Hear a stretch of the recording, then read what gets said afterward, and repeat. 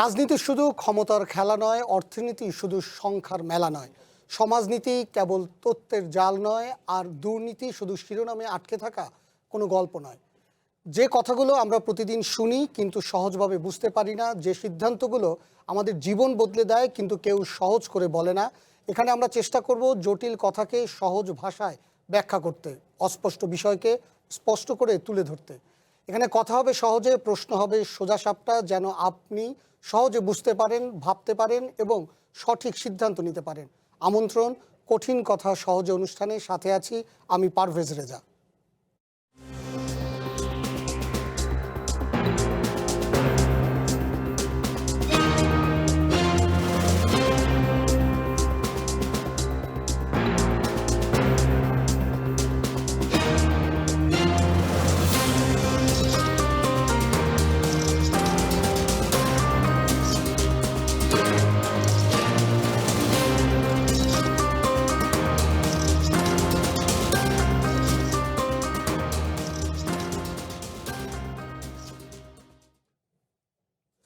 একটি নতুন রাজনৈতিক বাস্তবতা, একটি নতুন সরকার এবং তার হাত ধরে শুরু হওয়া নতুন কূটনৈতিক যাত্রা।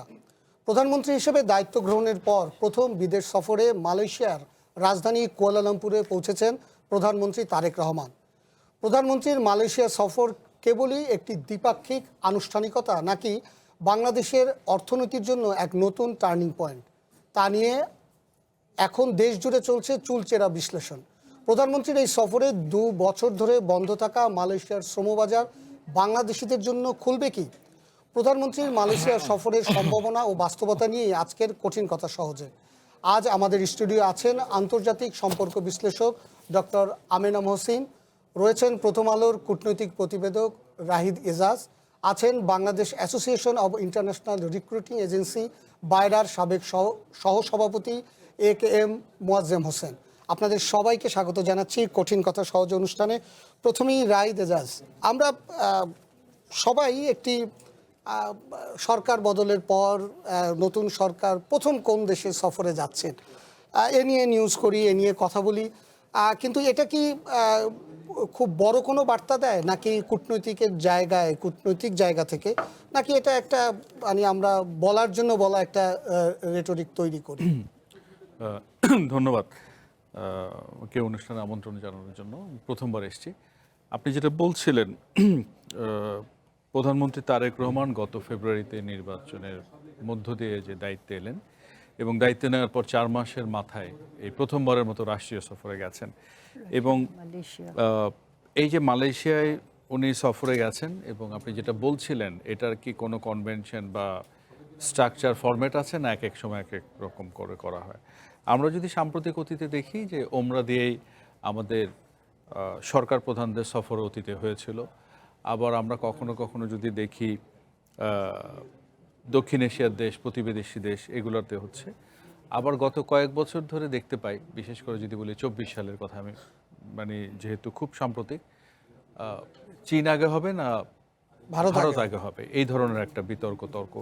এবং এবার সফরের আগেও তাই ছিল। ধরেন হাইপোথেটিক্যালি আমি ওমরার কথাই বলি, ওমরা নিয়ে যদি প্রাথমিকভাবে চিন্তা করা হলো, ইরান যুদ্ধের কারণে সেটা আর হলো না। সরকারি মহলে চিন্তাভাবনা করা হচ্ছিল, আমি বলছি না যে ফাইনাল চিন্তাভাবনা, তাইলে দক্ষিণ এশিয়ার দেশগুলো দিয়ে হয় কিনা। এবং আপনি নিশ্চয়ই খেয়াল করেছেন, প্রধানমন্ত্রী হিসেবে দায়িত্ব নিয়ে উনি যে বিদেশি কূটনীতিকদের সঙ্গে যে ইফতার পার্টিতে বসছিলেন, সেটা কিন্তু কনভেনশনাল। আমরা ইফতার পার্টিতে সরকার প্রধানদের কি দেখতাম, গুরুত্বপূর্ণ বা প্রধান দেশের প্রতিনিধিদের নিয়ে তিনি হেড টেবিলে বসতেন। এবারে আমরা প্রথম লক্ষ্য করেছি যে সার্কভুক্ত দেশের কূটনীতিকদের সঙ্গে তিনি হেড টেবিলে বসেছেন। তার মানে কি, অতীতে যে ধরনের ফরম্যাট ছিল সেখান থেকে বেরিয়ে আসার একটা প্রবণতা। আমি যদি সার্ককে দেখি, সার্ক বাংলাদেশের সৃষ্টি, এবং সার্কের প্রতি প্রেসিডেন্ট জিয়াউর রহমানের বিশেষ একটা মনোযোগ ছিল, অবদান ছিল। খালেদা জিয়া যিনি যখন প্রধানমন্ত্রী ছিলেন, তিনার একটা পুশ ছিল। এবারও এসে সেটা দেখছি। তো এখন মালয়েশিয়া কেন, চীন নয় কেন, ভারত নয় কেন, দাওয়াত তো এই দেশগুলো থেকে ছিল। তো চীন ভারত এরকম একটা ধরেন ভূরাজনৈতিক একটা প্রতিযোগিতা যে চলছে, এটা তো বলাই বাহুল্য, এটা গোপন করার কিছু নেই। তো এমন একটা অবস্থায় মালয়েশিয়া থেকে যখন দাওয়াত এসছে, এবং মালয়েশিয়ার সাথে যদি আমরা দেখি, 72 সালে বাংলাদেশকে প্রথম যে কয়টি মুসলিমদের স্বীকৃতি দিয়েছে, মালয়েশিয়া প্রথম দিকে আছে। মালয়েশিয়ার সাথে ব্যবসা বাণিজ্য আছে, কর্মী নিয়োগ তো আছেই, যদিও কর্মী নিয়োগের বিষয়টাকে আমি অন্যভাবে দেখি। বিনিয়োগ আছে, রবি আজিয়াটা আমাদের টেলকো সেক্টরে অলমোস্ট, আমি যদি ভুল না করি, 1 বিলিয়নের কাছাকাছি, তার মানে হিউজ দ্বিতীয় ইনভেস্টমেন্ট আছে। সর্বোচ্চ। তো এমন একটা জায়গায় মালয়েশিয়ার মতো দেশকে বেছে নেওয়ার মধ্যে দিয়ে অবশ্যই এই ইঙ্গিতটাই পাওয়া যায় আমরা বাইল্যাটারালি মালয়েশিয়ার সাথে ব্যবসা বাণিজ্য, কর্মী পাঠানো, রেমিটেন্স এগুলো যেমন আছে, পাশাপাশি রোহিঙ্গা সংকট আমরা যেমন ভুগছি, মালয়েশিয়াও ভুগছে। আমাদের মতো 1 মিলিয়নের বেশি নেই, 2 থেকে 2.5 লাখ আছে, তার মানে রোহিঙ্গা ক্রাইসিস তাদেরকেও ভোগাচ্ছে। এর পাশাপাশি যদি বলি, আসিয়ানের একটি গুরুত্বপূর্ণ দেশ মালয়েশিয়া, যে মালয়েশিয়ার মাধ্যমে আমরা আসিয়ানের ডায়ালগ পার্টনার হতে চাই, আরসেপে যুক্ত হতে চাই। তো আমার কাছে মনে হচ্ছে একদিকে ভূ রাজনৈতিক প্রতিযোগিতায় কিছুটা ভারসাম্য আনতে চেয়েছি, পাশাপাশি এখন কোনটা আগে কোনটা পরে আপনি একভাবে দেখতে পারেন, আমি একভাবে দেখতে পারি। পাশাপাশি আমি দেখেছি যে লম্বা বিচারে আমার সুযোগ সুবিধা কোথায় আছে। আরেকটা প্রসঙ্গ প্রাসঙ্গিকভাবে চলে আসে, মালয়েশিয়ায় কিন্তু প্রচুর শিক্ষার্থী এখনও পড়াশোনা করেন। গত 2-3 দিন আমি কয়েকজন বিশেষায়িত জবে আছেন এমন লোকজনের সঙ্গে কথা বলে জেনেছি, এই মুহূর্তে ভুল না বললে 11,000-এর বেশি শিক্ষার্থী বাংলাদেশের আছেন, এবং তারা হচ্ছে second highest number, followed by China, যেটা 60,000 প্লাস। তার মানে হচ্ছে শিক্ষা খাতে কিন্তু প্রচুর সুযোগ সম্ভাবনা আছে।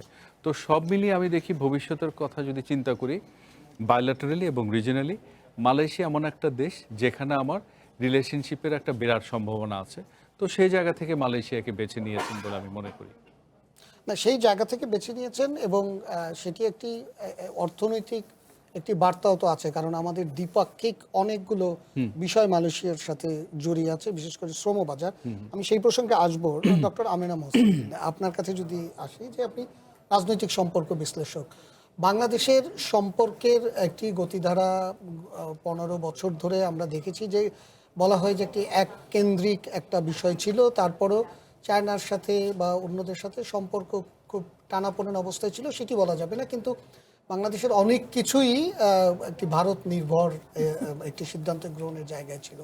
সেই জায়গাটা থেকে কি আপনি মনে করছেন যে বাংলাদেশ বেরিয়ে যাবার একটা চেষ্টা নতুন সরকারের আছে? ধন্যবাদ আপনাকে। দেখুন, যখন এই নির্বাচনের সময় কিন্তু বিএনপি তার ম্যানিফেস্টোতে পররাষ্ট্রনীতি সম্পর্কে খুব স্পষ্টভাবে বলেছিল বাংলাদেশ প্রথম, বাংলাদেশ ফার্স্ট। এবং তারেক রহমান ওনার ওনার কতগুলো স্লোগানসের মধ্যে একটা স্লোগান ছিল, দিল্লি না পিন্ডি না, সবার আগে বাংলাদেশ। রাজনৈতিক একটা ধরনের একটা স্লোগান ছিল, এবং এটার পেছনে একটা ইতিহাসও আছে, যেহেতু বলা হতো যে এর অতীতে এবং ইন্ডিয়াতে পার্টিকুলারলি এই পারসেপশনটা ভীষণ স্ট্রং যে বিএনপি যখনই আসে পাকিস্তানের সাথে সম্পর্কটা ভালো হয় এবং পাকিস্তান ঘেঁষা। সো এই ধরনের একটা জায়গা থেকে আমার মনে হয় তারেক রহমান যেটা উনি বলছিলেন, উনি অনেকগুলো স্টিরিওটাইপ কিন্তু ভাঙার চেষ্টা করেছেন। ওনার ডোমেস্টিক পলিটিক্সেও আমরা দেখছি ওনার স্টাইলটা, যেটা আমরা ট্রেডিশনালি দেখে থাকি, ওখান থেকে বাইরে গিয়ে করছে। বাংলাদেশে এলো এই প্রথম টাচলেস আরএকে সেন্সেশন ওয়াটার ক্লোজেট। অনেক কিছু উনি ভিন্নভাবে নিজেকে প্রেজেন্টও করছেন এবং করার চেষ্টাও করছেন। সো লেটস সি ফিউচারে কী হয়, সেটা অন্য ব্যাপার।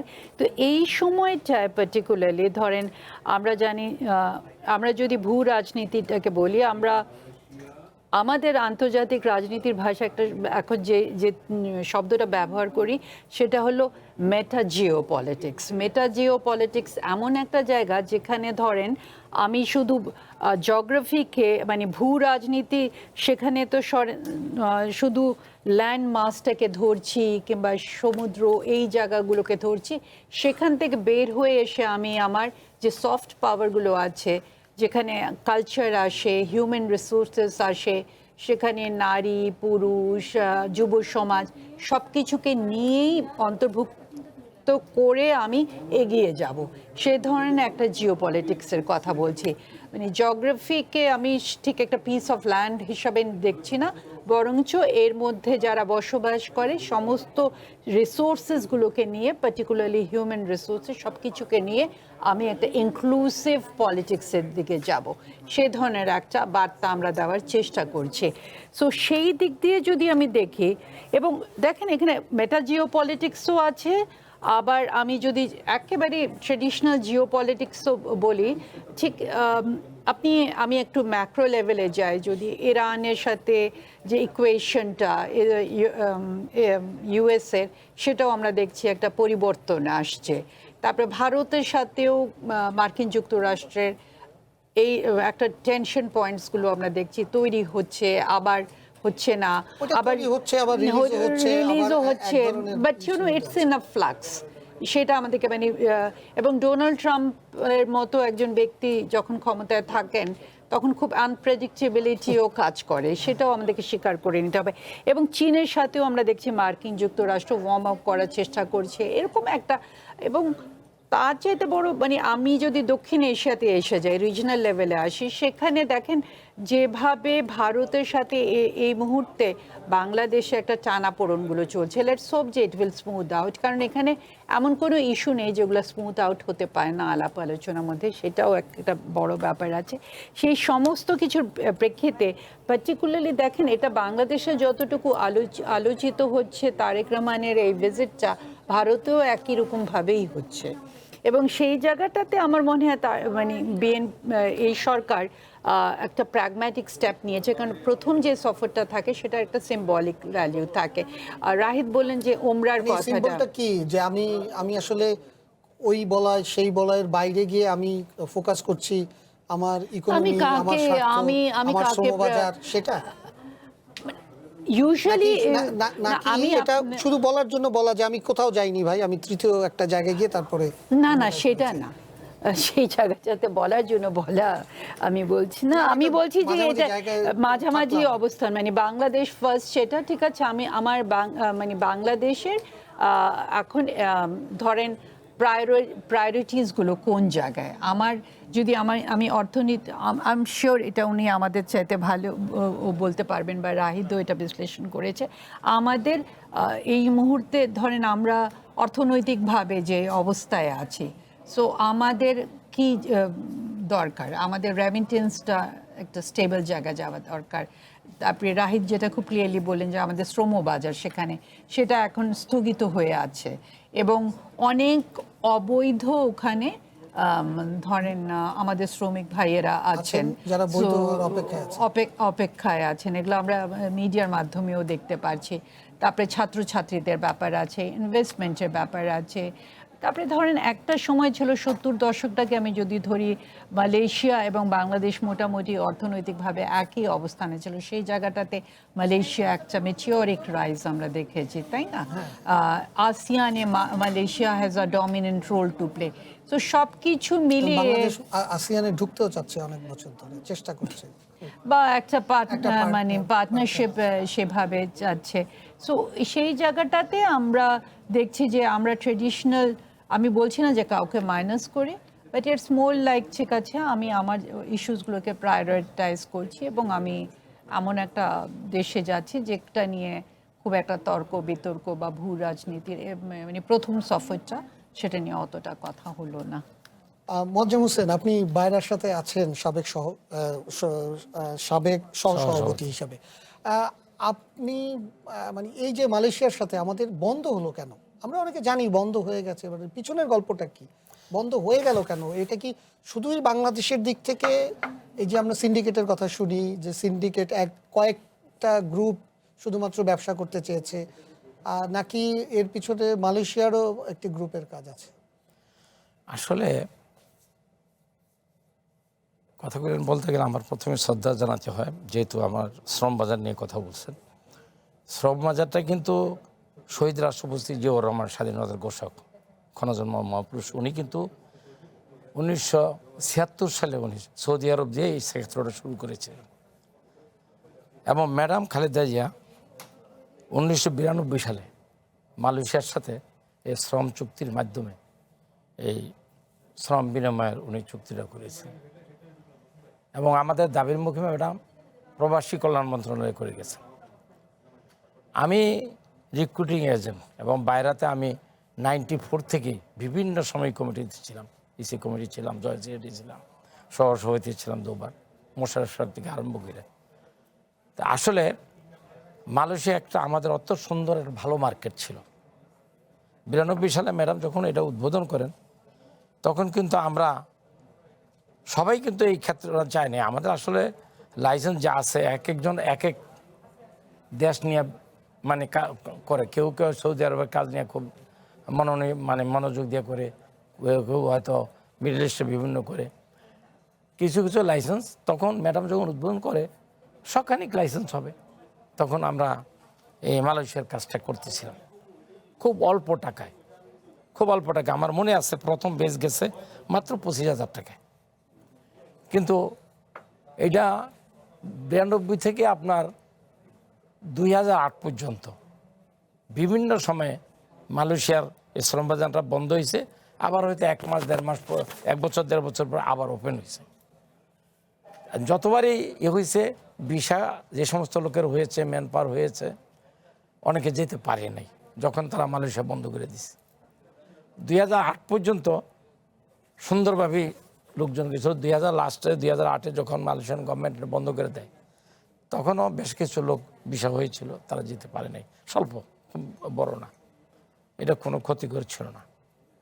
এরপরে যখন এই পতিত সরকার শেখ হাসিনা সরকার আসে, তিনি আইসা মালয়েশিয়ার সাথে আমিও করলেন। ওনার শেখ হাসিনার বিয়ে ছিল তখন শ্রমমন্ত্রী খন্দকার ইঞ্জিনিয়ার মোশাররফ সাহেব। উনি ভাবলেন যে শুধু সরকারিভাবেই লোক যাবে, এজেন্টের কোনো প্রয়োজন নেই। এটা নিয়ে ওনাদের সাথে আমি তখন ওই কমিটির, উনি যখন ইয়েতে হয় তখন আমি ভাইস প্রেসিডেন্ট ছিলাম। ওই সময় শাহজালাল মজুমদার ছিলেন আমাদের সভাপতি। কিন্তু এই আমিও সই করলেন G2G, সেই G2Gর মাধ্যমে উনি কাজ করবেন। কিন্তু 2008 থেকে 2016 পর্যন্ত, 2012 থেকে 2016 পর্যন্ত মাত্র সরকারিভাবে 8,000 লোক পাঠাতে পারছেন। আমাদের কাউকে করতে দেয়নি, রিক্রুটিং এজেন্টদের করতে দেয়নি উনি।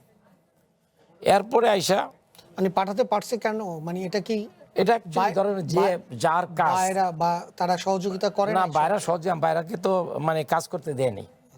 উনি চাইছেন সরকারিভাবে। মালয়েশিয়াও একটি গ্রুপ আছে বাইরা, মানে যারা যারাও চায় যে এটা আমি আসতেছি ওই কম জায়গায়, টাকায় ওখানে শ্রমিক না যেতে পারে। হ্যাঁ ওই জায়গাটা আমি আসতেছি। এরপরে 2008 থেকে 2016 পর্যন্ত সরকারিভাবে 8,000 লোক পাঠিয়েছিল। এরপরে 2016-তে যায় আপনার সিন্ডিকেট গ্রুপ, বিশেষ করে স্বপন, রুহুল আমিন স্বপন এবং নূর আলী, এবং ওখানে ছিলেন বাংলাদেশি লোক, মানে ওর নাম ছিল দাতু আমিন নূর। ওই দেশে বিয়ে করছে, ওখানে সেটেল হয়েছে। এই মেকানিজমটা স্বপন এবং দাতু আমিন নূরই করে, এই সিন্ডিকেটের মেকানিজমটা। এবং এটাকে বাস্তবায়ন করার জন্য, বাংলাদেশে বাস্তবায়ন করার জন্য তারা নূর আলীর সাথে তারা সম্পৃক্ত হইল। তারা দেখলো যে নূর আলী সাহেবের সাথে তৎকালীন সরকার, বিশেষ করে সালমান রহমানের মাধ্যমে একটা ভালো সংযোগ আছে, এবং এটা ব্যবহার করেই এই শুধু 10 জন, আর কেউ করতে পারবে না। আমরা তখন রিক্রুটিং লাইসেন্সের মালিক ছিলাম প্রায় 2000-এর কাছাকাছি। কিন্তু সেখানে 2000 রিক্রুটিং লাইসেন্সের মধ্যে মাত্র এই 10 জন করবে, বাকিরা মালয়েশিয়া পারবে না। সেটার কারণে কি টাকা বেড়ে গিয়েছিল? যেটা হ্যাঁ, এটা আমি আসতেছি। সেটার কারণেই অ্যাকচুয়ালি টাকা বেড়েছিল। সময় কম, তো একটু সংক্ষেপে কেন বাড়লো কেন? তারা ওখানে তাদের কোম্পানি হইলো বেস্ট্রিনেট, আর তাদের সিস্টেমটা হইলো FWCMS, এবং এইটা কন্ট্রোল ওখানে দাতু আমিন নূর আর এখানে স্বপন, এই 2 জনের বাইরে এটা কেউ হ্যান্ডেল করতে পারবে না। যার জন্যে, এবং এইটার জন্যেই যেখানে বাংলাদেশের সরকার প্রবাসী কল্যাণ মন্ত্রণালয় মাত্র 5,400 টাকা খরচ হয় হয়তো আমাদের একটা লোকে সরকারিভাবে এখানে, মানে ম্যান পাওয়ার ক্লিয়ারেন্স করার জন্য। সেই জায়গায় তারাই সিন্ডিকেট করলো, প্রথম করলো 1,65,000। এটা নিয়ে যখন বাধা আসলো তখন নুরালির হোটেলে মিটিং হলো, সেখানে অনেক কথা বাক বিতরণ হওয়ার পরে তারা ফিক্স করলো 1,52,000 টাকা দিতে হবে শুধু ম্যান পাওয়ার ক্লিয়ারেন্স করে বিশাল আকারের জন্য, আর কোনো কাজ নেই। এবং এইটার জন্য তাও যেই কাজ করতে চায় তাদের এই 10 জনের যে কোনো একজনের মাধ্যমে করতে হবে, তার মানে ওখানেও টাকা দিতে হবে, যার জন্য এই খরচটা বেড়ে চলে গেল 5 লাখ, 5.5 লাখ, 6 লাখ, শুধু এই একটা কারণে। কিন্তু আমাদের আশেপাশের দেশগুলো থেকে যারা যেত তারা অনেক কম টাকায় ওখানে। একমাত্র আমি আপনাকে বলি এই সিস্টেমটা মালয়েশিয়াতে লোক যায় 14টা দেশ, 14টা দেশের থেকে লোক যায়। আমাদের বেশি ছিল এই সিস্টেমটা এখানে ছিল, কিন্তু আমার প্রশ্নটা ছিল বন্ধ হয়ে গেল কেন, পুরোপুরি বন্ধ হয়ে গেল কেন? বন্ধ হইলো কেন? এটা হলো ওই 14টা দেশের বাকি 13টা দেশ কিন্তু এই সিস্টেমে রাজি হয়নি, তাদের কাছেও যেতে পারে না এই দাতো আমিন নোরেরা, যেতেই পারেনি। ওরা ওদের মতন পাঠাইছে, ওরা খুব স্বল্প খরচেই পাঠাইছে। একমাত্র বাংলাদেশ থেকেই এই ঝামেলাটা হলো এবং সেখানে হাজার হাজার কোটি টাকা পাচার হয়েছে। এবং এই 1,52,000 যে টাকাটা নিত নুরালি এবং স্বপন এবং দাতু আমিন নূর, এখন কত লাখ শ্রমিক আছে আপনাদের তথ্য মতে? তথ্যমতে আমাদের ওখানে এখনো ওখানে আছে, কিন্তু অবৈধ আছে, বৈধ আছে। বৈধ প্রায় ধরেন 15-20 লাখ হবে, 15 থেকে 20 লাখ হবে বৈধ। আর কিছু অবৈধ যারা নাকি সিন্ডিকেটের মাধ্যমে গেছে, ঠিক মতন কাজ পায় না, ওই সিন্ডিকেট আপনার লোক লাগবে। 2024 সালের পর থেকে তো একেবারে টোটালি আমাদের রিক্রুটিং বন্ধ আছে আর কি। এবং সেটা কি মামলা হওয়ার কারণে?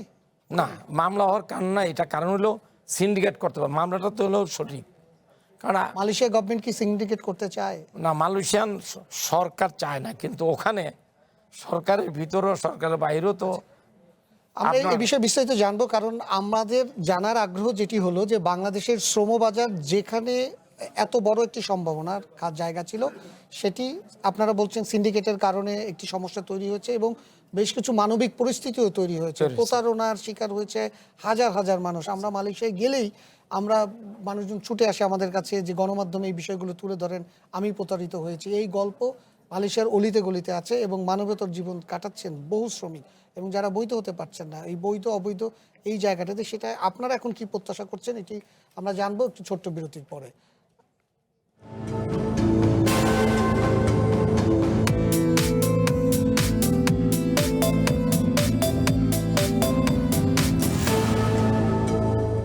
আবারও স্বাগত কঠিন কথা সহজে অনুষ্ঠানের সাথে আছি আমি পারভেজ রেজা। আমরা আলোচনা করছিলাম প্রধানমন্ত্রীর প্রথম বিদেশ সফর নিয়ে, এবং প্রথম মালয়েশিয়ায় প্রধানমন্ত্রী এখন আছেন। আগামীকাল বিকেল পর্যন্ত মালয়েশিয়ার স্থানীয় সময় বিকেল 3টা পর্যন্ত তিনি মালয়েশিয়ায় তার বৈঠক রয়েছে এবং তারপরে তিনি চায়নার উদ্দেশ্যে রওনা করবেন।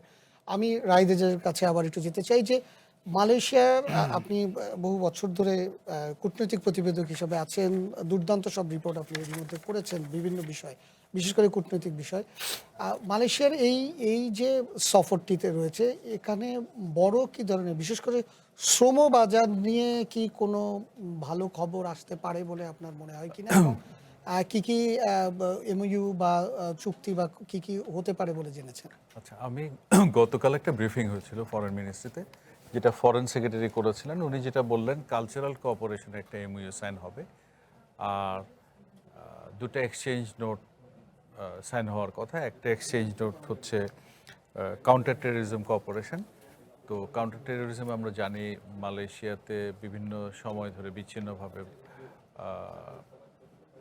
আপনার নিয়ম ভাঙার কারণে বা কখনো কখনো কোট আনকোট এভাবে জন্যই বলছে, এটা প্রমাণিত নয়, যে জঙ্গিবাদে অর্থায়ন ইত্যাদি ইত্যাদি, হয়তো সরল বিশ্বাসে কেউ কোথাও টাকা দান করেছে, ওভাবে এরকম নানান কারণে হয়েছে এবং এই ঘটনাটা আসে। এবং কখনো কখনো শ্রমবাজারের ক্ষেত্রেও কেউ মনে করেন আর কি এটাকে ইস্যু করে ফেলেন। তো এখন কাউন্টার টেররিজম একটা কোঅপারেশন হবে, তার প্রাথমিক ধাপ হিসেবে একটা সই হতে পারে। আর একটা হলো এফটিএ নেগোসিয়েশন, তিনটা। আর শ্রমবাজারের ক্ষেত্রে যেটা যতটা আমি জেনেছি, মালয়েশিয়াতে একটু আগাম নির্বাচন হয়ে যাবে। তো নির্বাচনের আগে আমাদের যে মার্কেট ওপেন আপ বা আমাদের যে সংকটগুলো আছে সেটা দূর হওয়ার বিষয়টা নিয়ে আলোচনা উঠবে, কিন্তু কনক্রিট কোনো ডিসিশন আসবে কিনা সেটা আমার কাছে স্পষ্ট নয়। আর আরেকটা বিষয় আমি যেভাবে দেখি, আমরা বিভিন্ন দেশের সাথে, সে ধরেন মিয়ানমারের সাথে সম্পর্ক, আমরা রোহিঙ্গা লেন্স দিয়ে দেখি পুরো রিলেশনশিপটাকে। এই রোহিঙ্গার বাইরেও যে মিয়ানমারের সাথে সম্পর্ক হতে পারে, ধরেন রোহিঙ্গা ঢলের পর মিয়ানমার থেকে আমরা চাল এনেছি, নানা রকম পণ্য আনা নেওয়া করা হয়, এরকম অনেকগুলো সম্ভাবনার জায়গা আছে। তো ওইটার একটা উদাহরণ দিয়ে বলি, মালয়েশিয়ার সাথে রিলেশনশিপটাকে আমরা কিন্তু খুব বেশি বেশি করে ম্যান পাওয়ার এক্সপোর্টের লেন্স দিয়ে দেখতে চাই, এবং এভাবে সিঙ্গেল লেন্সে দেখলে হয় কি আমরা বড় ছবিটা দেখতে পারি না, কিন্তু মিস এটা করি। এটা এমন একটা বিষয় না যেটা আমার বিশাল একটা জনগোষ্ঠী এটার আমি সাথে বলছি সেখানে আসছি। এটার সাথে এখন আপনি ঠিক আছে দেখেন, বিশাল জনগোষ্ঠী আছে, রেমিটেন্স আছে, আমার অর্থনীতির চাকাকে সচল করে রেখেছে, কিন্তু কথা হচ্ছে আমরা যে কর্মীটা পাঠাই, যে ধরনের কাজের জন্য পাঠাই, সেই কাজগুলোর বাজার কি সংকুচিত হয়ে যাচ্ছে না? প্রশ্নটা আমার এখানে। সেমিকন্ডাক্টর ইন্ডাস্ট্রিতে মালয়েশিয়া 2030-এ বিশেষ উচ্চতায় যাওয়ার চেষ্টা করছে। অলরেডি দেখেছি ভারত 10 থেকে 15,000 ইঞ্জিনিয়ার এবং অন্যান্য টেকনিশিয়ানের জব তারা সিকিউর করেছে। এখন আমি যে লোক পাঠাই, এবং উনি বলছিলেন ওনার অভিজ্ঞতায় মাত্র 25,000 টাকায় গেছেন, মানে সেটা আমরা এখন লক্ষ রাজমিস্ত্রি আর লক্ষ। কতদিন পাঠাবো? পাঠাবো কতদিন? এক্স্যাক্টলি আমি সেখানে বলতে চাই। শুরুটা ছিল 25,000, হ্যাঁ, কিন্তু বাড়তে বাড়তে তো- 92। হ্যাঁ, সেটা বাড়তে লাস্ট বাড়তে 2008-এ আমি পাঠাইছি 1 লক্ষ টাকা। আচ্ছা, তো এখন পাঠাচ্ছেন যে এই বিষয়টা আমি বলতে চাচ্ছিলাম। তাহলে আমি ধরি সেমিকন্ডাক্টর ইন্ডাস্ট্রি কিংবা এডুকেশনের কথা বলেছি, 11,000-এর বেশি শিক্ষার্থী আছে। আজকে কাল যেটা রিপোর্ট ছাপা হবে, যিনি আমার স্টোরিতে আমার সঙ্গে কথা বলেছেন, তিনি মালয়েশিয়ায় ইউনিভার্সিটি অফ মালয়া এবং মোনাশে কাজ করেছেন 11 বছর ফ্যাকাল্টি হিসেবে। তাইলে তার সেই যোগ্যতা বা গুণমান না থাকলে তো নিশ্চয়ই তিনি সেখানে কাজ করতেন না। এবং একটা সময় প্রফেসর আমেনা মোহসিন আমার মনে হয় একটু ভালো ব্যাখ্যা করতে পারেন, আমাদের এখান থেকে বিভিন্ন পেশাজীবী, সেটা শিক্ষক হোক, প্রকৌশলী হোক, ডাক্তার হোক, তাদের এইসব স্ট্রাকচারে কিন্তু কন্ট্রিবিউট করে আসছে। অর্থাৎ আমি বলতে চাচ্ছি আমার কর্মী যাবে, লোক যাবে, কোনো সমস্যা নেই, কিন্তু আমি যদি মনে করি যে সেমিকন্ডাক্টর ইন্ডাস্ট্রিতে মালয়েশিয়া সামনে যাচ্ছে। তারপর আরেকটা বিষয় বলি, তারা ইন্ডাস্ট্রিয়াল আপনি বলতে রেভলিউশন চাচ্ছেন যে মালয়েশিয়া একসময় আরো ডাইভার্সিফাই যে জায়গাটায় হ্যাঁ। তার ইনফ্রাস্ট্রাকচার ডেভেলপমেন্টের জায়গা থেকে সেই ইনফ্রাস্ট্রাকচার সেই জায়গা থেকে আমি মালয়েশিয়ার হয়ে গেছে এত জি। বছরে, আমি ওই জায়গা থেকে আমি সরে আসার কথা বলছি। আপনি ধরেন ইন্ডাস্ট্রিয়াল ডেভেলপমেন্টের জন্য সে নতুন যে পরিকল্পনা নিয়েছে, সেখানে অনেক বেশি করে প্রযুক্তি নির্ভর শিল্প উৎপাদনের কথা বলেছে, পরিবেশ বান্ধব শিল্প উৎপাদন বলছে। তো আমাকেও তো তার সঙ্গে তাল মিলিয়ে পরিবর্তিত হতে হবে, 1 নম্বর। 2 নম্বর হচ্ছে এই যে শিক্ষা, 11,000 শিক্ষার্থী যদি পড়েন, তার মানে হচ্ছে সেখানে তো বিপুল সম্ভাবনা আছে। আমাদের university two university joint research collaboration হতে পারে, এক্সচেঞ্জ প্রোগ্রাম হতে পারে পাবলিক ইউনিভার্সিটি প্রাইভেট ইউনিভার্সিটির মধ্যে। এই যে আমি মোনাশের কথা বলছি, নটিংহাম ইউনিভার্সিটি আছে, তাহলে ওই ধরনের শিক্ষা প্রতিষ্ঠানকে নিয়েই তো আমরা কাজ করতে পারি। অর্থাৎ আমি বলতে চাচ্ছি বাংলাদেশে এলো এই প্রথম টাচলেস আরএকে সেন্সেশন ওয়াটার ক্লজেট।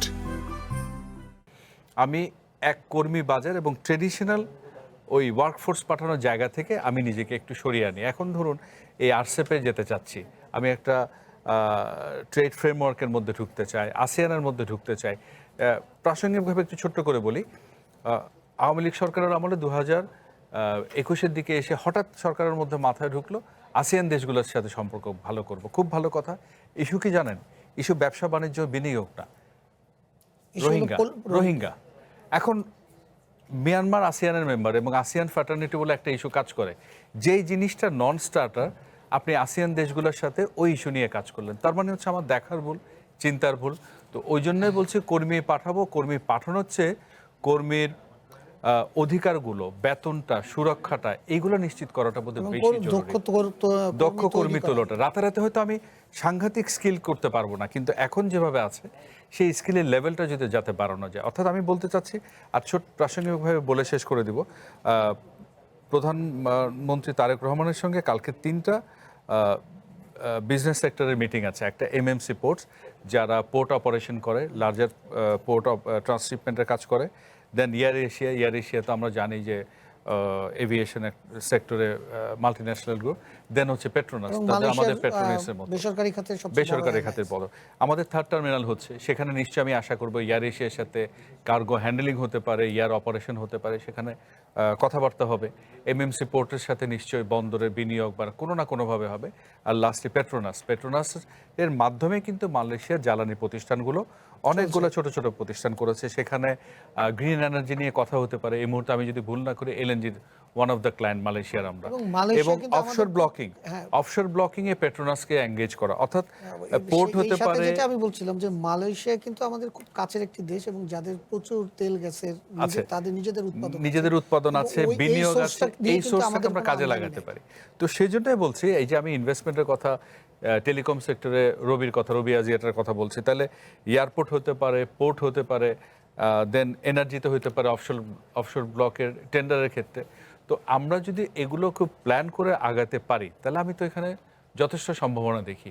এই যে 3টা সেক্টর এবং এডুকেশন, সেমিকন্ডাক্টর বললাম, অর্থাৎ আমি বলতে চাচ্ছি আমার যেটা আছে কর্মী নিয়োগ বা শ্রমবাজার, সেটাকে ঠিকঠাক করা যেমন দরকার, তেমনি একসময় সেটা কিন্তু সংকুচিত হয়ে যাবে। তাহলে তো আমাকে ডাইভার্সিফাই করতে হবে, আমার লোকও লাগবে, আমার রেমিটেন্সও লাগবে।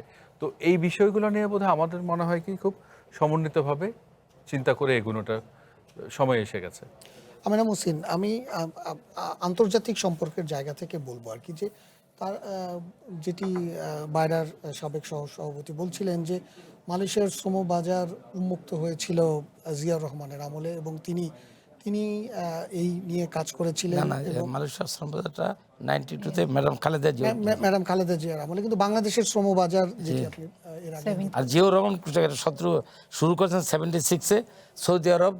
হ্যাঁ, সৌদি আরবের 6,500 বলাদিয়া গার্ডেনে ক্লিয়ান পাঠিয়ে। আচ্ছা, তো এই যে জায়গা থেকে সেক্ষেত্রে মানে এই শ্রমবাজার উন্মুক্ত করার ক্ষেত্রে বা এই ধরনের ব্যবসার ক্ষেত্রে যে রাজনৈতিক এবং কূটনৈতিক এক ধরনের প্রভাব বা কূটনৈতিক তৎপরতা তো বড় কি রোল হিসাবে প্লে করে নিশ্চয়ই, এবং সেই জায়গাটি থেকে আপনার বিশ্লেষণটা কি আর কি, যে এই সফরের মধ্যে থেকে আমরা আসলে কতটা কাছাকাছি যাওয়া সম্ভব হবে? ধন্যবাদ আপনাকে।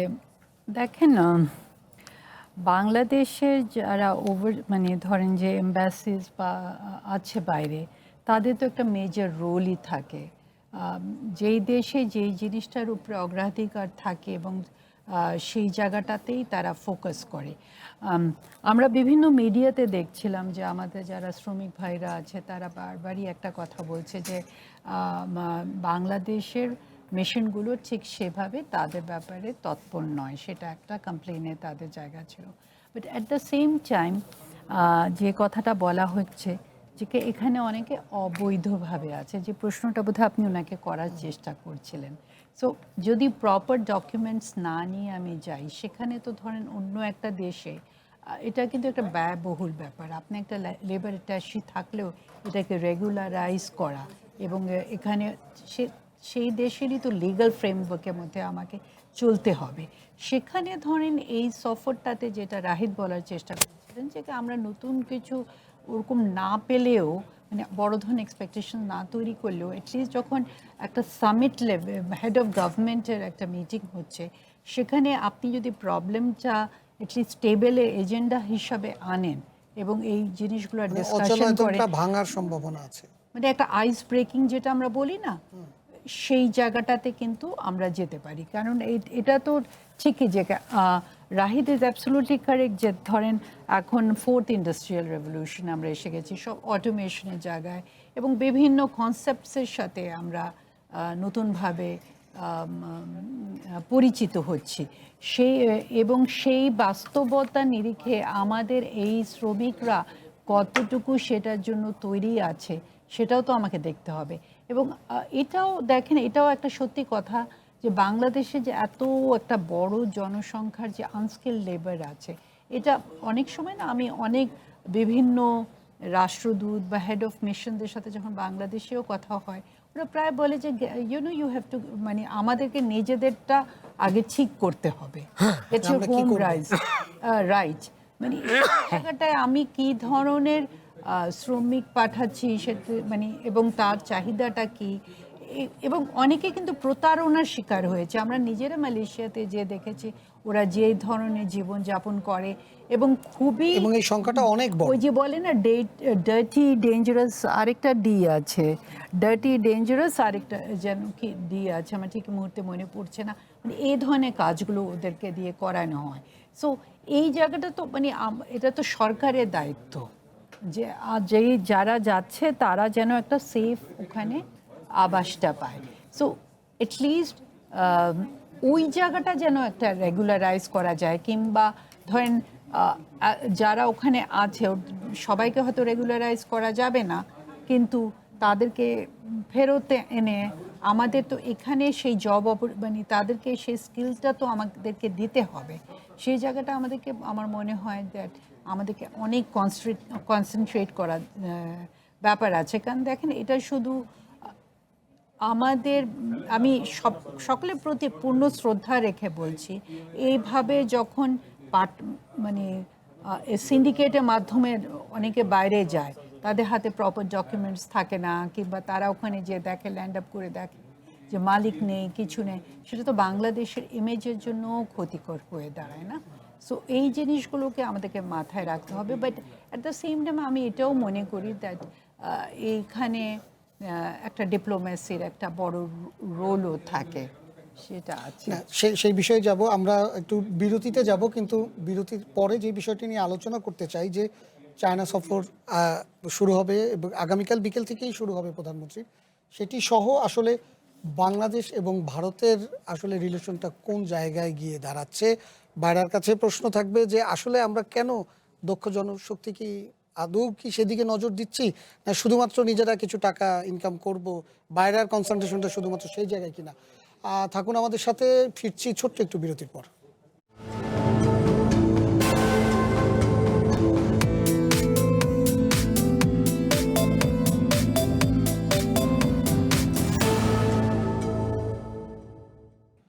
আবারও স্বাগত কঠিন কথা সহজে অনুষ্ঠানে।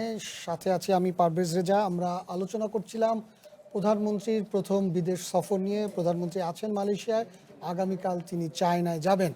আমরা যে বিষয় নিয়ে আলোচনা করছিলাম মজেম হোসেন, যে বাইরা কি দক্ষ জনশক্তি তৈরিতে কোনো ধরনের মনোযোগ দিচ্ছে, এবং এই যে কথাটি একটু আগে রাইদিজাজ বলছিলেন যে আমরা আসলে এখনো সেই মানে কার্পেন্টার পাঠানোর দিকে মনোযোগ করে আছি, আমরা একেবারে শ্রমিক বলতে যেটা বোঝায় রাজমিস্ত্রি কাঠমিস্ত্রি পাঠানোর দিকে মনোযোগ আছি।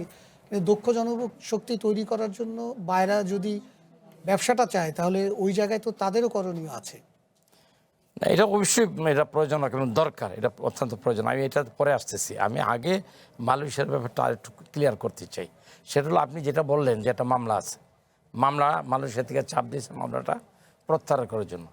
প্রশ্ন হয়েছে বাদী বাংলাদেশি, আসামিরা বাংলাদেশি, আর মামলাটা হয়েছে বাংলাদেশে। মালয়েশিয়া কেন চাপ দিচ্ছে, মালয়েশিয়া কেন চাপ দিচ্ছে মামলাটা প্রত্যাহার করতে হবে? এটা তো মালয়েশিয়াতে হয় নাই, এবং এটা বাংলাদেশি রিক্রুটিং এজেন্টদের মধ্যে, এবং মেইন যে তিনজন, তারা তিনটাই কিন্তু পলাতক। নূর আলী, স্বপন এবং দাতো আমিন নূর, তিনজনই পলাতক। তারা তিনজন কিন্তু বাংলাদেশে আসে না, এবং তারা ওখানে তারা যেহেতু হাজার হাজার কোটি টাকা অবৈধভাবে কামাইছে এবং পাচার করছে, ওরা এই টাকা দিয়া সব জায়গায় মানে আপনি বলছেন যে মালয়েশিয়ার গভর্নমেন্টের মধ্যেও তারা অবশ্যই টাকা দিয়ে রেখেছে। না থাকলে তারা কেন চায়? তার এখানে মামলাটা হয়েছে বাংলাদেশে, এবং আসামি বাংলাদেশি, বাদী বাংলাদেশি, তদন্ত করছে বাংলাদেশ, যা হবে ফয়সালা হবে এটা বাংলাদেশ হবে।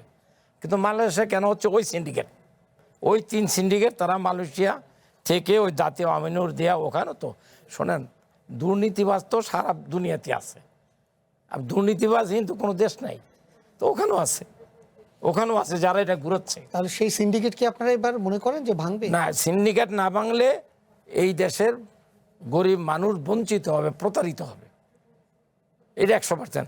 আমাদের নেতা জনাব তারেক রহমানের কাছে আমাদের অনুরোধ, যেইভাবে হোক এই যারা এই সিন্ডিকেট করেছে তাদেরকে আইনের আওতায় নিয়ে তাদেরকে শায়েস্তা করতে পারলে সিন্ডিকেট বন্ধ হবে, এবং কম খরচে গরিব মানুষ বিদেশে যেতে পারে। সেক্ষেত্রে মালয়েশিয়া যদি একটা বার থাকে, বা মালয়েশিয়াতে ওই যে সিন্ডিকেশন পদ্ধতিতে যদি সিন্ডিকেটের কানেকশন ওখানে আছে। বাংলাদেশে এলো এই প্রথম টাচলেস আরএকে সেন্সেশন ওয়াটার ক্লজেট। ওখানেও এমপি মন্ত্রী প্রভাবশালী লোক এই সিন্ডিকেটের সাথে জড়িত, যার জন্য তারেক রহমানের অবস্থানের আগেও তিনি বলেছেন প্রধানমন্ত্রী যে এখন যদি আমাদের কত হয়েছে, তারেক রহমান জিয়াউর রহমানের ছেলে, খালেদা জিয়ার ছেলে, আমরা আশা করি জিয়াউর রহমান খালেদা জিয়া যেইভাবে এই দেশকে যেইভাবে দেশকে দিয়ে গেছে, যেভাবে দেশটা উঠাইছে উনিও সেটা অনুসরণ করবে। উনি সিন্ডিকেটদেরকে প্রশ্রয় দিবে না, এটা আমাদের দৃঢ় বিশ্বাস। এবং এটা আমরা চাই সিন্ডিকেটদেরকে আইনের আওতায় আনুক। এই নূর আলী, স্বপন, ধাতু তাদের সহ যারা আছে গং, তাদেরকে সুষ্ঠু তদন্তের মাধ্যমে তাদের বিচার করা হোক এবং তারা যে সমস্ত টাকা পাচার করছে এই টাকাগুলো বাংলাদেশে আনুক। এবার আমি আসি দক্ষ। আমার সময় কম, মানে আপনি দক্ষ যেটা আর কি, সেটা কি বাইরের দায় আছে কিনা? হ্যাঁ, দায় আছে, বাইরে কি সেটা আমাদের করবে? দায় আছে, আমরা সেটা কি সেভাবে বাইরে করছি। এটা করবে? আমাদের অনেকেরই নিজস্ব ট্রেনিং সেন্টার আছে। কিন্তু সেইখানে ট্রেনিং হয় না আসলে। না, হয় certificate হয় হয় হয় হবে না আমরা কেন? বিভিন্ন সময় দেখেছি ওটা একটা সার্টিফিকেট বিতরণ হয়, তারপরে সেই সার্টিফিকেট না, নিয়ে না, গিয়ে যখন কাজ এটা করে না আপনি- সেটা বাংলাদেশের আপনি এটাকে বদনাম হয়। সবাইকে এক কাতার আনতে পারেন না, সবাইকে এক কাতার আনতে ওই পারেন তো না। ওই সেই জায়গাটাই একটা রেগুলেটরের মধ্যে নিয়ে আসাটা, রেগুলেশন করাটা, নিয়ন্ত্রণ করাটা বাইরা দায়িত্ব নেবে কিনা ভবিষ্যতে? অবশ্যই অবশ্যই, কিন্তু এখানে মেইন হলো সিন্ডিকেট মুক্ত করতে সিন্ডিকেটটা হবে। মুক্ত করতে হবে। সিন্ডিকেট মুক্ত না করতে পারলে তারেক রহমান হবে এই না। বাইরের জন্য যত কিছু পদক্ষেপ নেক কোনোটাই কাজে দেবে না, কাজে আসবে না। কাজে আসবে না। রাইদিজার যে চায়না সফর, আমি একটু আলোকপাত করতে চাই। এইখানটা সবচেয়ে বেশি নজর, প্রধানমন্ত্রী প্রায় 5 দিন ওখানে থাকবেন এবং এই 5 দিনের মধ্যে একটি বড় সম্মেলনেও তিনি অংশ নেবেন এবং এই সফরটির দিকে কিন্তু আসলে সবার মনে হয় বিশ্বের বিভিন্ন দেশও তাকিয়ে আছে, জি, নয় কি? তা তো বটেই। কারণ একটু আগে আপনি অনুষ্ঠান শুরু করেছিলেন চীন না ভারত, এখানে মাঝামাঝি মালয়েশিয়া, কিছুটা হলো আমি আবার কি একটু বলার যুক্তরাষ্ট্রের চেষ্টা কথাও কেমন একটু হয়ে ওঠে না? গতকালকের যে স্টেটমেন্টটা দিয়েছেন, ইঙ্গিতপূর্ণ একটা কঠিন ইঙ্গিতপূর্ণ উনি কথা। যদিও ফুটবল খেলার কথা বলেছেন, ফুটবল কথা এবং বলে আর কি। ওনার মূল কথাটা হচ্ছে, বক্তব্যটাকে যদি আমি প্রতীকীভাবে নেই যে যুক্তরাষ্ট্রকে যদি সমর্থন করা হয় তাহলে পস্তাবে না যুক্তরাষ্ট্রের প্রতি বাংলাদেশ। আস্থা রাখলে তুমি- তো তার মানে তো ইঙ্গিতপূর্ণ বটে, কারণ এই ব্র্যান্ড ক্রিস্টেনসন ঢাকায় এসে যখন প্রথম প্রেসে একটা সিলেক্টিভ ইন্টারাকশন করলেন, উনি সিনেটে গত সেপ্টেম্বরে যেটা বলছিলেন যে বাংলাদেশে দায়িত্ব পেলে তিনি সরকারকে বোঝাবেন চীনের সঙ্গে যাতে বেশি ঘনিষ্ঠ না হয়, এবং এর সঙ্গে প্রাসঙ্গিকভাবে চলে আসে থিঙ্ক টুয়াইস নামে একটা অ্যাক্ট তারা কংগ্রেসে পাশ হয়েছে, যেখানে চীনের সঙ্গে বিভিন্ন দেশের যুক্ততা নিয়ে সতর্ক করে দেওয়া হয়েছে, এবং সেই যুক্ততার মধ্যে প্রতিরক্ষা একটা অন্যতম বিষয়।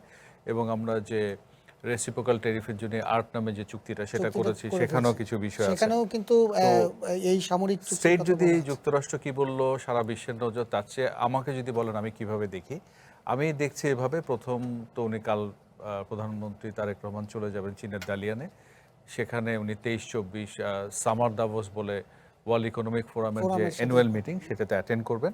অ্যাটেন্ড করে উনি 24 তারিখ বিকেলেই উনি বেইজিংয়ে চলে যাচ্ছেন, এবং বেইজিংয়ে মূলত 25 এবং 26 ওনার এঙ্গেজমেন্ট। এবং আমরা যদি 75-এর সালেই তো চীনের সঙ্গে বাংলাদেশের কূটনৈতিক সম্পর্ক স্থাপিত হয়েছে, এবছর 51তম বর্ষ। তো এই 50 বছরে মাত্র 3বার আমরা যদি দেখি, এবারও যেটা আমরা জানি এখন পর্যন্ত যে প্রস্তুতি, জয়েন্ট কমিউনিকে যেটা বলা হয়, এখন আপনি বলতে পারেন ডিক্লারেশন না, এটা কমিউনিকে। এটা যদি বলি প্রেস রিলিজ, স্টেটমেন্ট, কমিউনিকে, একটা চেয়ে অন্যটা ধাপ হিসেবে যদি বলি, প্রেস রিলিজ তো রিলিজ, একটা বিজ্ঞপ্তি বা ঘোষণা, সেটা হচ্ছে কমিউনিকেটা না অনেকটা অঙ্গীকার আছে, ঠিক লিগ্যাল বাইন্ডিং না হলে মানে সেটা সাইন করার থাকে দুই নেতার অঙ্গীকার। আমরা যৌথ ঘোষণা বলি বোধহয় যৌথ বাংলায়, ঘোষণা, যৌথ ইশতেহার বলে থাকি, যৌথ ইশতেহার ঘোষণা হতে যাচ্ছে ইতিহাসে 3বার। একবার 75-এর অক্টোবরে হয়েছিল নিউ ইয়র্কে কূটনৈতিক সম্পর্ক স্থাপন করার পর, 2005 সালে তখনকার প্রধানমন্ত্রী খালেদা জিয়া যখন ওনার চাইনিজ কাউন্টারপার্ট ওয়াইন জিয়াওয়ের সঙ্গে মিটিং করেছিলেন 30 বছর পূর্তিতে একবার, এবং এবার 50 বছর পরে। তাহলে এটার একটা সিগনিফিকেন্স আছে, ভিজিটের গুরুত্বটাকে আমি কিভাবে দেখছি। আমার সময় সংক্ষিপ্ততার কারণে তো আমি শি জিনপিং এর সাথে মিটিং আছে, লি কিয়াং এর সাথে মিটিং আছে, এবং চায়না ন্যাশনাল পিপল কংগ্রেস, অর্থাৎ হায়ারকি অনুযায়ী তিনজন শীর্ষ ব্যক্তির সঙ্গে মিটিং, জয়েন্ট কমিউনিকে অ্যানাউন্স হচ্ছে, এবং তার চেয়ে ইম্পর্টেন্ট হচ্ছে দুইটা পার্টির মধ্যে, communist party of China, Chinese communist পার্টির সাথে বিএনপির একটা এমইও হচ্ছে। এক কথায় আমরা ভিজিটগুলোকে অনেক সময় এমনভাবে দেখি কত টাকার ঘোষণা হলো, কতটা চুক্তি সমঝোতা স্মারক হলো। তা আমি সহজ করে বলি, অনুষ্ঠানের নামই সহজ করে বলা, বন্ধুত্ব কিন্তু টাকা পয়সা দেওয়া হয় না। বন্ধুত্বটা আমি এভাবে দেখি যে আপনার অঙ্গীকারটা কেমন, আপনি আপনার বাড়িতে আমাকে দাওয়াত দিয়ে কী ধরনের দাওয়াত দিচ্ছেন, কি খাওয়াচ্ছেন, আপনি আমাকে কি দিলেন, তার চেয়ে ওইটা বেশি তাৎপর্যপূর্ণ। তো আমি যে 3-4টা এলিমেন্ট বললাম পলিটিক্যালি, এই ভিজিটটাকে আমি ওই লেন্সে অত্যন্ত গুরুত্বপূর্ণ আমি ভাবে একেবারে দেখি। সংক্ষেপে বলবেন, একেবারে 30 সেকেন্ডে, যে সেক্ষেত্রে আমাদের যে যুক্তরাষ্ট্রের সাথে যে চুক্তিটা হয়েছে সেটি কোনো একটা বার তৈরি করবে কিনা শেষ পর্যন্ত, না, মানে ওটা নিয়ে আমাদের একটা কনফিউশনের জায়গা আছে আমাদের কিনা? বার বলে নিশ্চয়ই আমাদের নেতৃত্ব যখন যাবেন, ধরেন প্রধানমন্ত্রীর সঙ্গে যে বিষয়গুলো আলোচনা হবে, প্রেসিডেন্ট শি জিনপিং এর সঙ্গে প্রধানমন্ত্রী তারেক রহমানের সাথে নিশ্চয়ই আপনি যে ইস্যুটা বললেন সেটা যুক্তরাষ্ট্র হতে পারে, ভারত হতে পারে, ইউরোপ হতে পারে, তাদের সাথে পলিটিক্যাল ডিনামিক্স, জিও পলিটিক্স, এগুলো শি জিনপিং এর সাথে হবে। আর ইস্যু ওয়াইজ যে আলোচনা, সহযোগিতা, সেটা লি কিয়াংয়ের সাথে হবে। আর ন্যাশনাল পিপল কংগ্রেস বা আমি যদি বলি আমাদের পার্লামেন্টের কাউন্টারপার্ট, তাদের সাথেও পলিটিক্যাল এঙ্গেজমেন্ট, অর্থাৎ পলিটিক্যাল লেভেলে হবে। এবং এটা তো বলাই বাহুল্য, সেটা চীন হোক, চীনের সাথে যুক্তরাষ্ট্র, ভারত, ইউরোপ, তাদের যে প্রতিযোগিতা আছে, প্রতিদ্বন্দ্বিতা আছে, বাংলাদেশকে তারা কিভাবে দেখে, নিশ্চয়ই আলোচনাগুলো আসবে। আলোচনা না আসাটা অস্বাভাবিক কিছু না। এবং আমার মনে হয় আমাদের প্রধানমন্ত্রী সেভাবে জিনিসটাকে ফেস ম্যাডাম, করার জন্য তৈরি হয়ে আপনার যাচ্ছে। কাছে যদি জানতে চাই যে এই যে বিষয়টি, যেই ডায়নামিক্সটা তৈরি হচ্ছে আর কি, সেক্ষেত্রে যুক্তরাষ্ট্রের সাথে বাংলাদেশের আবার নতুন করে কিন্তু কোনো টানাপোড়েন তৈরি হবে কিনা? মানে সাধারণত চীন বা এই ধরনের কাজ হলে ডোনাল্ড ট্রাম্প, আপনি এর আগে বলেছিলেন যে একটু উনি unpredictable। আনপ্রেডিক্টেবল একজন মানুষ, তো সেই জায়গা থেকে নতুন কোনো আবার একটা টানাপোড়েন তৈরি হওয়ার সম্ভাবনা নেই। একটু সংক্ষেপে উত্তর চাচ্ছি। না, দেখুন, এখানে টানাপোড়েন শব্দটা আমি আসলে ব্যবহার করতে চাচ্ছি না। যে জিনিসটা হলো, আপনি চুক্তির কথাটাও এনেছেন, হ্যাঁ, রাহিদকে প্রশ্নটা করেছেন। তো আমি যদি এটাকে এভাবে বিশ্লেষণ করি, দ্যাট এখানে মার্কিন যুক্তরাষ্ট্র খুব মানে ক্লোজলি অবজার্ভ করবে যে বাংলাদেশ কি ধরনের চুক্তি করতে যাচ্ছে, সেটা তারা খুব ক্লোজলি অবজার্ভ করবে।